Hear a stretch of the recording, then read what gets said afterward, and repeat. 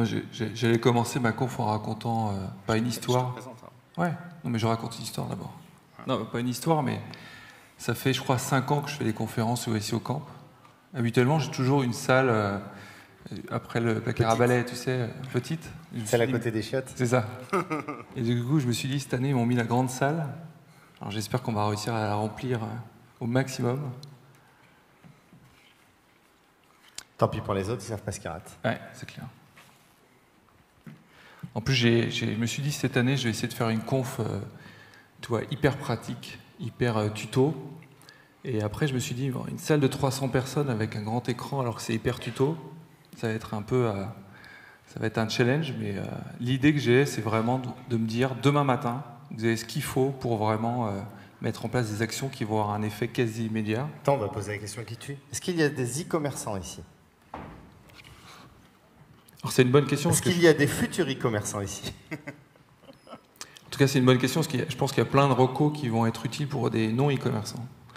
Mais il fallait choisir une thématique, donc j'ai choisi vraiment pour les e-commerçants. Alors, je le fais aussi parce que je fais la promotion de la formation e-commerce SEO avec Olivier Andrieux. Ouais, c'est un truc que je suis assez fier d'avoir été surtout contacté par Olivier, parce que les 2 mois et demi pour créer la formation, ça a été quelque chose de longue haleine. Mais voilà, j'ai essayé de réunir aussi pas mal de tips dans cette formation-là. Et là, aujourd'hui, je vais vous présenter 6 tips, je l'espère très pratiques, pas toujours très connus voilà, des gens qui font du SEO, du e-commerce en général. Et donc, j'espère que vous allez apprendre des choses.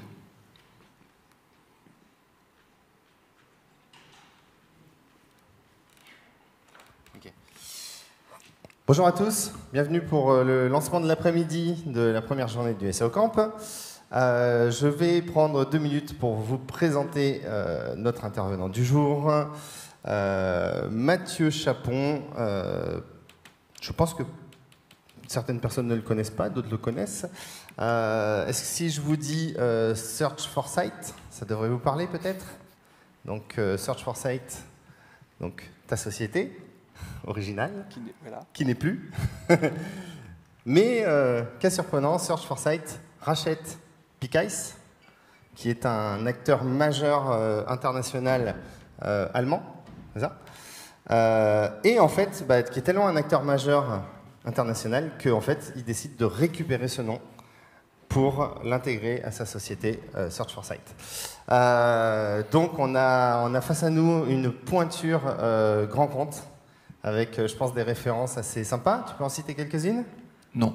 Si, allez, fais-nous rêver. Non, on travaille avec... alors, j'ai aussi cité les clients historiques, du coup, c'est très connu, mais on travaille avec Louis Vuitton depuis 10 ans. On travaille avec SFR depuis 15 ans. On travaille avec Société Générale. On a travaillé avec Rue du Commerce, avec Cdiscount, avec Truffaut. Voilà, on travaille avec beaucoup de gros acteurs. C'est un peu notre spécialité. Et voilà... On a eu le plaisir de changer le nom de domaine de Mon Échelle en Mano Mano. Donc voilà, ça aussi, c'est une sacrée histoire.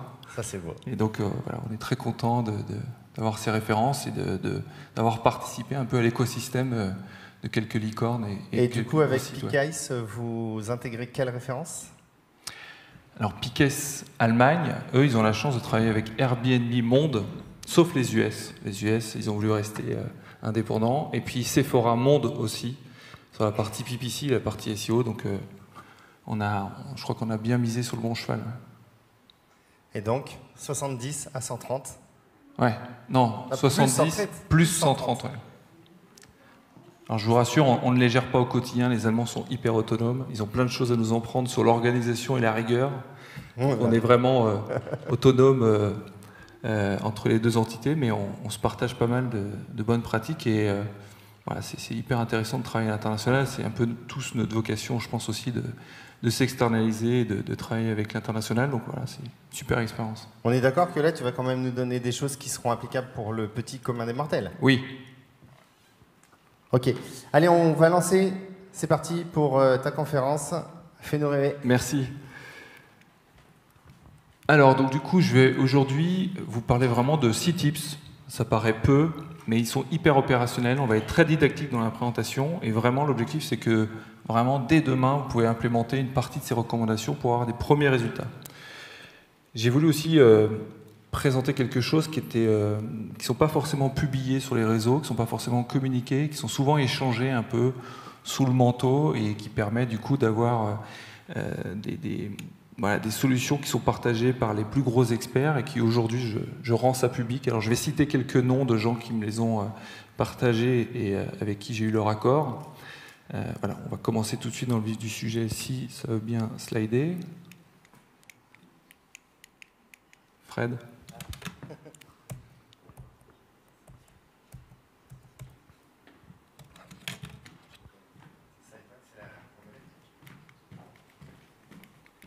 Je vise quoi en fait.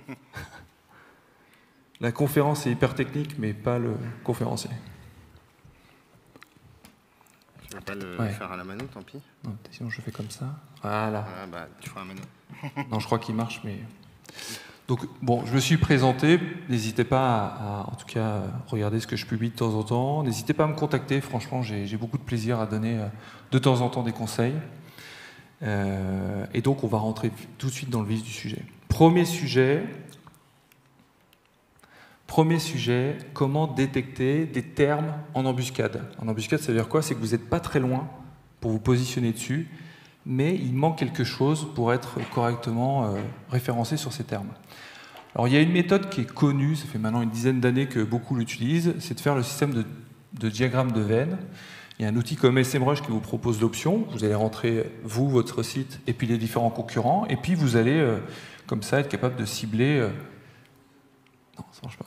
Vous êtes capable de voir que Rustica a un énorme espace où il a l'air d'être tout seul sémantiquement, et sur lequel, ça serait peut-être intéressant, vous, acteurs, de vous y intéresser, de comprendre quels sont les mots-clés Rustica arrive à se positionner, et sur lequel moi, je ne suis pas.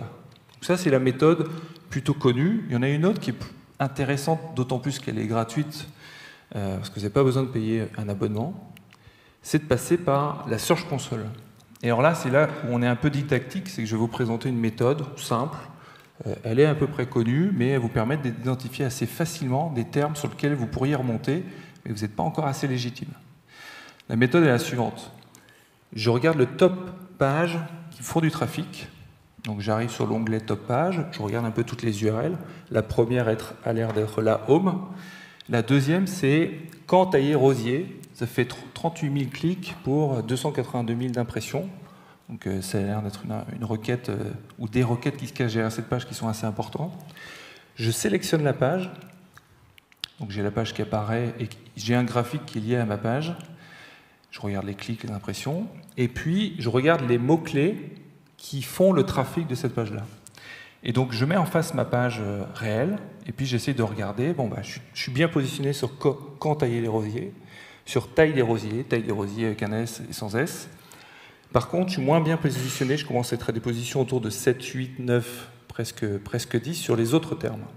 Et là, assez facilement, en fait, pourquoi je ne suis pas bien positionné? Je ne suis pas bien positionné, mais je suis quand même positionné en première page. Mais il manque quelque chose. Là, dans ce cas précis, il me manque tout simplement le terme. Je n'ai jamais mis dans ma page comment tailler un rosier. Je n'ai jamais parlé du mois de mars. Je n'ai pas parlé de quand tailler les rosiers buissons, grimpants, etc., etc. Donc tous ces termes sont absents. Moi, demain, c'est hyper simple. Je vais rajouter un paragraphe avec ces termes-là sur cette page qui rank très bien et qui a une certaine légitimité auprès de Google pour pouvoir remonter. Donc avec cette méthode, que vous pouvez faire sur la Search Console, et que vous pouvez malgré tout aussi automatiser, vous pouvez du coup découvrir assez facilement toutes les pages absentes, toutes les requêtes absentes de cette page. Deuxième idée, c'est identifier les niches. Ça, c'est vraiment aussi un sujet que chacun d'entre vous, certainement, vous expérimentez. Vous essayez de découvrir quels sont les sujets sur lesquels vous n'êtes pas assez présent, voire pas du tout. Alors là, j'ai deux méthodes. J'ai une première méthode avec Ahref, un outil payant. Sur Ahref, qu'est-ce qu'on peut faire? On peut mettre mon mot, rosier. Je vais sélectionner la thématique termes de correspondance. Je vais aller sur questions. Je vais aller sur correspondance des termes. Et puis, je vais choisir un KD, un keyword difficulté inférieur à 15. Ça veut dire quoi? Ça veut dire que c'est des mots-clés sur lesquels il y a une concurrence qui est assez faible. Inférieur à 15, ça va jusqu'à 100. 15, c'est assez faible. Et dernier point, voilà. Et dernier point, je vais sélectionner, je vais demander de me faire remonter tous les termes à 3 expressions. On dit des trigrammes en général. Donc là, j'ai une liste qui m'apparaît avec un certain nombre d'indicateurs. Donc la liste, en plus, elle est catégorisée, donc ça peut être extrêmement pratique si je veux segmenter un peu les termes que j'ai. J'ai donc des mots-clés contenant 3 termes. J'ai un keyword difficulté inférieur à 15. Vous voyez, les mots-clés qui sont à 2, donc c'est pas très concurrentiel. Le volume est correct. J'ai des notions de sujet de parents, donc je vais pouvoir construire peut-être des thématiques et des cocons sémantiques. Et puis j'ai le terme SF pour Search for Site. Non, c'est pas pour Search for Site, c'est pour Search Features, qui me permet de me dire est-ce qu'il y a beaucoup de feature snippets qui apparaissent, est-ce qu'il y a du Knowledge Graph, du Google Maps, du Google News, Google Shopping, etc., etc. Donc là, ça va vous donner aussi un intérêt à remonter, parce que si vous avez 5 résultats fournis par Google et le premier résultat SEO est derrière 5 résultats, il peut y avoir un intérêt assez limité. Donc voilà, ça c'est une méthode avec Ahref. On va en prendre une autre avec la Search Console. Qu'est-ce qu'on fait? Là aussi, on va faire une regex dans la Search Console pour sélectionner tous les termes qui ont au moins 5 mots contenus dans l'expression. Et le premier, c'est maladie des rosiers, remède de grand-mère. C'est recherché 11 000, presque 12 000 fois par mois. Et aujourd'hui, mon client est plutôt positionné 5e place et fait assez peu de clics. Et ce qui serait intéressant de mener, qui peut être aussi intéressant du coup pour découvrir des sujets de niche sur lesquels il y a peu de gens qui se positionnent et qui serait intéressant de travailler parce qu'on a une notion de volume ou d'impression, c'est donc du coup de 1, aller dans votre Search Console, sélectionner les termes avec 5 mots, interroger l'ensemble des termes avec un all-in title de points. À quoi ça sert? Ça permet d'identifier toutes les pages qui ont dans leur title l'expression. Quand je fais maladie des rosiers, remède de grand-mère, et que je l'interroge en all-in title,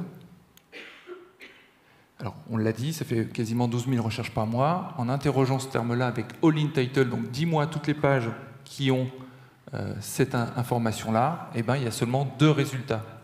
Ça veut dire que j'ai une concurrence extrêmement faible. J'ai un mot-clé qui fait 12 000 recherches par mois. On est sur de la saisonnalité, on ne va pas soigner ces rosiers toute l'année, mais là on a une opportunité hyper intéressante avec extrêmement peu de concurrence. Autre sujet, l'autorité des liens. Comment faire pour avoir des liens à forte autorité? Ces liens-là qui sont difficiles à obtenir. Si on les achète par des plateformes, c'est 5 000 minimum le lien. Comment on va faire pour essayer d'en obtenir gratuitement? Alors je ne suis pas très fier de cette astuce-là, mais elle marche. Pourquoi je ne suis pas très fier? Alors d'abord, c'est une idée qui m'a été que j'ai découvert grâce à Asynchrone, qui est un référenceur qui est à Bali et qui donne des formations hyper intéressantes.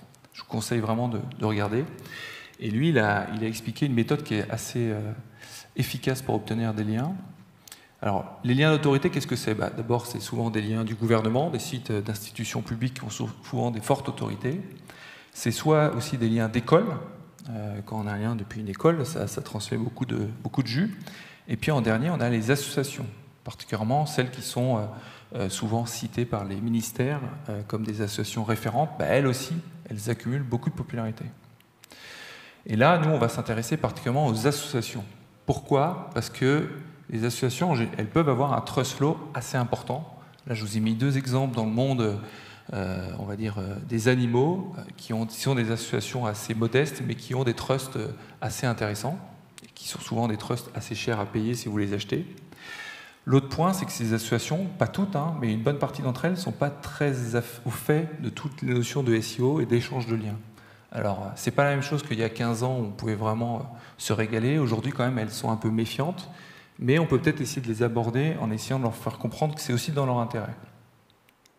Troisième point, souvent, ces associations, elles ont des espaces où elles citent des gens qui parlent d'eux, qui évoquent, soit c'est les donataires, soit c'est des gens qui les soutiennent, et parfois aussi c'est des gens qui parlent d'eux. On peut avoir des pages chez eux qui permettent de citer ces acteurs. Donc le process va être le suivant. Ces associations, vous allez les contacter. Vous allez venir les contacter en ayant au préalable créé une page listant les associations de votre domaine d'activité. Je vends des accessoires pour animaux. Je crée une page d'association où je vais citer les 2 plus grosses associations de France sur les animaux ou la protection des animaux, WWF, 30 millions d'amis. Je les mets en haut de ma liste. Donc j'ai créé une page sur mon site, je les mets en haut de la liste. Ensuite, je vais me faire un listing d'associations à contacter. Je vais discuter avec eux, je vais essayer d'obtenir un échange de liens, et ensuite, je vais réussir à automatiser tout le process pour que ça puisse contacter les associations au fur et à mesure, et avec un système de scénario, on peut les contacter et permettre d'avoir une routine qui va faire presque le travail à sa place. Alors vous allez me dire, ok Mathieu, t'inventes rien, des échanges de liens, ça existe depuis la nuit des temps, comment tu fais pour les convaincre? Alors ce qu'explique justement Asynchrone, c'est qu'il dit d'abord une chose, il envoie un mail et il dit bon, voilà, je tenais à vous féliciter du travail que vous effectuez, etc. Sachez que moi, j'ai créé une liste d'associations qui me tient à cœur, qui correspond aussi à mon activité, et j'aimerais vous demander votre accord pour que vous soyez cité dans ma liste. Cité, ça veut dire, je cite le nom, je mets un lien vers votre site, etc. Est-ce que vous êtes intéressé pour pouvoir apparaître? Donc là, cette question-là, en général, on a un oui. Et vous connaissez le principe de ceux qui vous demandent parfois de l'argent dans la rue. Première question, c'est toujours pour obtenir un oui. Il est quelle heure? Ah oui, bien sûr, j'ai l'heure pour vous. Et après, la deuxième question, elle n'est pas toujours des plus accueillantes. Bref, une fois qu'il obtient le lien, il dit au site, à l'association, si vous voulez lui donner un petit coup de pouce, pourriez-vous faire un lien depuis votre page partenaire vers notre page? Cela permettra de donner plus de visibilité à votre association, à cette page, pour que vous puissiez être mieux mis en avant et, grâce à vous, m'aider à faire remonter ma page des associations. Donc vraiment, par une solution un peu maligne, de dire « je t'ai mis dans mon listing, ça me fait plaisir, si en plus tu m'aides à le propulser, ça nous aidera ». Ça va? La morale, tout se passe bien? Ok, ça c'est un autre test qu'on a fait cette année. Comment on force l'indexation sans outils? Vous avez vu, cette année, il y a eu beaucoup d'outils qui sont lancés, surtout l'année dernière. Google a des problèmes pour indexer les pages. Quelles solutions on peut envisager pour faire indexer des pages? Du coup, j'ai discuté avec un peu des personnes autour de moi, des gens qui ont à la fois des outils et ceux qui n'en ont pas, qui ont des petites astuces. Et il y en a une que j'ai envie de vous exposer aujourd'hui, parce qu'elle est assez intéressante, efficace. Elle n'est pas aussi efficace que les outils payants, mais elle permet d'avoir réellement un résultat. Il y en a qui ont des difficultés à indexer l'ensemble de leur page? Ok, bon, ça va vous intéresser. Alors, sans outils payants, ce que je peux vous proposer, c'est la chose suivante. J'avais un client, il a 258 URL. Une fois que j'ai lancé un crawl, que j'ai récupéré les URL, il y a 258 URL. Sauf que, quand je fais un site de points, depuis 1 an, il a un peu plus de 100 URL indexées. Même là, c'est 100. Donc il y a clairement 158 URL boudées par le moteur. Quand je vais dans la Search Console, pareil, j'en ai 105. Bon, le site de points n'est pas toujours parfait, mais la Search Console me dit qu'il y a 105 URL. Alors je vous rassure, hein, on a soumis le sitemap, on a fait un fetch as Google, on a bien, tous les liens sont indexables, il n'y a pas de problème, ils sont tous reliés au maillage. Il n'y a pas de pattern qui montrerait que ces pages-là ne sont pas assez qualitatives. Alors peut-être qu'elles ne sont pas avec un contenu si unique que ça qui pourrait légitimer leur indexation, mais elles n'ont pas de sens, elles n'ont pas de raison à ne pas être indexées. Du coup, on a fait une chose qu'on m'a aussi raconté et conseillé, donc on l'a testé et ça marche. On a pris le sitemap du client, ok, et on l'a mis sur searchforsight.com/les URL de mon client. Je l'ai mis sur mon site parce que sur mon site, je n'ai pas de problème d'indexation. J'ai pris ces URL, je les ai mis sur mon sitemap, enfin sur mon site, et je l'ai publié dans ma Search Console. J'ai soumis ça à Google, et Google m'a dit le sitemap peut être lu, mais contient plein d'erreurs. Ah bah oui, c'est sûr, 291 URL qui n'appartiennent pas à Search4Sight, qui appartiennent à un autre site. Donc là, je me suis dit, bon, ok, il a compris la supercherie, et en même temps, on va voir ce que ça donne. Du coup, j'ai soumis le sitemap. Et en 2 mois et demi, alors que ça faisait 1 an qu'on n'avait pas eu de résultat, en 2 mois et demi, j'ai indexé 232 URL. Et en soumettant le sitemap même à Bing, j'ai eu un petit gap. Je me suis retrouvé à d'un coup référencer quasiment 40 pages supplémentaires. Donc, c'est une des solutions. Il y en a d'autres. Hein. On va parler aussi de publier des URL dans un spreadsheet public. Mais c'est une des solutions qui peut vous permettre d'indexer plus rapidement, ou en tout cas d'indexer définitivement vos pages. Alors je fais quand même de la pub aux outils payants. Moi, ça a pris 2 mois et demi. avec ces outils-là, ça va vous prendre 48 heures. Mais comme j'aime bien trouver des astuces sans trop payer, ça m'a intéressé. 5e astuce, ou 6e, j'aurais peut-être dû mettre un numéro, dupliquer votre site et multiplier votre CA. Voilà, logiquement, il y a tous les SEO qui me disent « Mathieu, t'es gentil, mais si tu dupliques ton site, tu ne peux pas te référencer avec. » Alors, il y a une situation où tu peux dupliquer un site et te faire accepter par Google, c'est l'international. Tu dupliques ton site français pour viser les francophones en Belgique, au Canada, même dupliquer ton site en anglais que tu vas mettre aux États-Unis ou au UK, 100% du contenu peut être identique, peut-être à part la monnaie, la livraison, etc. Mais sinon, 100% vont être correctement dupliqués par rapport à ton site d'origine. Et vous, e-commerçants, peut-être que vous allez vous dire « Bon, mon activité, elle cartonne en France, j'ai envie de me lancer en Europe, j'ai envie de voir si dupliquer mon site dans la bonne langue, le traduire et de le présenter dans les autres pays, est-ce que ça va fonctionner? Est-ce que je vais pouvoir multiplier mon CA? Tout simplement parce que j'aurai agrandi ma zone de vente. » Alors, il y a un client avec qui on a travaillé le sujet, c'est Weekend Desk. Weekend Desk, en France, ça a cartonné, ça a super bien marché. Ils se sont dit, on va se lancer en Espagne. Et Weekend Desk, quand ils se lancent en Espagne, ils recrutent 15 personnes en Espagne, ils prennent des bureaux, etc., etc. Il faut qu'ils contactent les prestataires, il faut qu'ils montent les projets. C'est un énorme investissement. Pendant 2 ans, il ne s'est rien passé en SEO. Ils étaient bien présents, ils bénéficiaient de l'autorité de weekenddesk.fr, mais ils ne remontaient pas. Et après, ils sont remontés. On va voir pourquoi. Quand on se lance dans un pays, Google il va juger le site par rapport à effectivement son contenu. Là, il est dupliqué, donc ça ne le fait pas. Puis il va regarder, est-ce que le pays lui-même dégage un intérêt pour ce site. Vu qu'eux se lancent, ils n'ont pas de backlink espagnol, ils ne sont pas connus en Espagne, ils commencent un peu la pub télé, ils commencent un peu la pub payante, mais franchement, ils n'ont pas de notoriété comme en France. Du coup, ce qui est important de faire, c'est d'acheter un trafic local. Alors on peut acheter du shopping si on est commerçant, on peut faire des campagnes paid, mais aussi on peut acheter du trafic sur des sites comme Fiverr5euros.com. J'achète du trafic de gens qui vont faire un trafic depuis le pays et ça va me créer une certaine attractivité. Google va se dire, tiens, il y a des gens du pays qui viennent sur ce site-là a un certain intérêt. Donc c'est hyper important de... Alors, je vous parle d'un parti payant, vous pouvez ouvrir une newsletter, vous pouvez faire des partenariats à marque blanche avec d'autres sites, mais il faut que vous créez une sorte d'attraction de ce site-là. Deuxième point, il faut acheter des liens ou générer des liens du pays. Vous devez être reconnu dans ce pays, soit par le trafic, soit par le maillage local du pays. C'est hyper important. Troisième point, une chose aussi qui marche bien pour faire indexer un site, c'est... Et le Cdiscount l'a fait pendant très longtemps. Est-ce qu'il y a des gens de Cdiscount dans la salle? Je peux dire des bêtises? Non. Cdiscount, pour faire indexer un site plus rapidement, ils vont mettre une bannière AdSense en bas de toutes les pages. Vous ferez attention la prochaine fois, quand vous allez sur Cdiscount, tout en bas, le plus bas possible, il y a une bannière AdSense. Ça ne sert à rien, ça doit générer 0 €, ou quasiment peu. Par contre, ça oblige Google à analyser la page, à comprendre le contenu de la page pour présenter des AdSense en correspondance avec ce qui est affiché. Et ça pousse Google à crawler et à indexer les pages. En tout cas, crawler, indexer, c'est une autre histoire. Mais en tout cas, ça le pousse à visiter les pages. Et quand on se lance dans un nouveau pays, on a aussi besoin rapidement de se faire voir et d'être crawlé rapidement par le moteur. Dernière astuce. Combien de temps il me reste large? C'est trop vite alors. Dernière astuce, c'est sur un principe pour réduire les coûts en SIA à partir d'insights du SEO. Toute la notion de synergie SEO-SIA. Là, aujourd'hui, je vais vous présenter une astuce simple.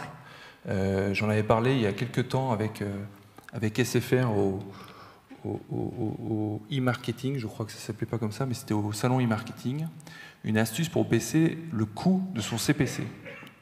Pareil, une astuce assez simple. Le CPC, est-ce que vous savez comment c'est calculé? C'est calculé à partir de plein d'indicateurs. Est-ce que vous avez un bon quality score? Est-ce que vous avez un historique de performance de vos campagnes qui est bon?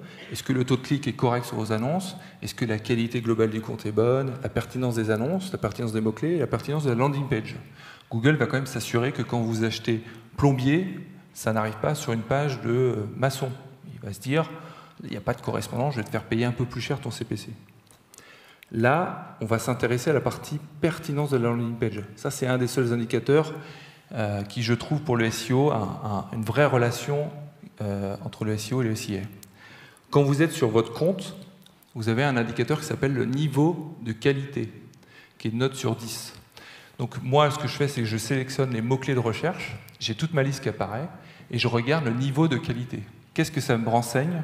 Ça me dit, est-ce que le mot-clé que j'ai acheté a bien la bonne page d'atterrissage en face? Et pour la petite histoire, lorsqu'on s'est intéressé à ce sujet-là chez SFR, il y avait un certain nombre de pages qui n'étaient pas tout à fait de bonne qualité, n'avaient pas le bon niveau de qualité. Il y avait certaines avaient 5, d'autres avaient 7 sur 10, mais 7 sur 10, on se dit, bon, quand même, c'est quand même pas si mal que ça. Et ben, ça nous a quand même fait gagner 10% de dépenses à l'année. C'est-à-dire que c'est 10% qui ont été réutilisés pour acheter d'autres termes, qui nous ont empêché d'être capés et de pouvoir les réinvestir. Donc là, c'est simple. Pourquoi j'ai pas 5 sur 10 ? Dans ce cas-là, bien précis, c'est parce que j'avais des mots-clés achetés qui n'étaient pas sur la landing page. Et donc partout où j'avais des notes en dessous de 7, c'était des mots-clés qui n'étaient pas présents sur la page. Et que, donc, du coup, mon action, ça a été soit de rajouter le terme, soit de créer une landing page plus dédiée aux expressions que j'achetais, mais qui n'étaient pas ciblées. Et aujourd'hui, avec Google et la DSA, Google passe son temps maintenant à crawler votre site et à faire lui-même le choix des mots-clés achetés en fonction de vos pages. C'est hyper important d'avoir en tête tous les mots-clés sur lesquels vous voulez vous positionner et de savoir si vous avez correctement la bonne landing page pour se positionner. Et moi, je crois vraiment au fait que, avec le fait que les SIA perdent un peu la main sur un certain nombre de choses, ils vont avoir besoin de travailler plus avec les SEO pour essayer de comprendre si les choix qui sont faits par DSA et les non-choix de mots-clés qu'ils n'achètent pas, en créant plus de landing page, est-ce que je ne m'offrirais pas plus de couverture en PPC? Donc là aussi, à mon avis, il y a un vrai sujet. Et c'était ma dernière slide.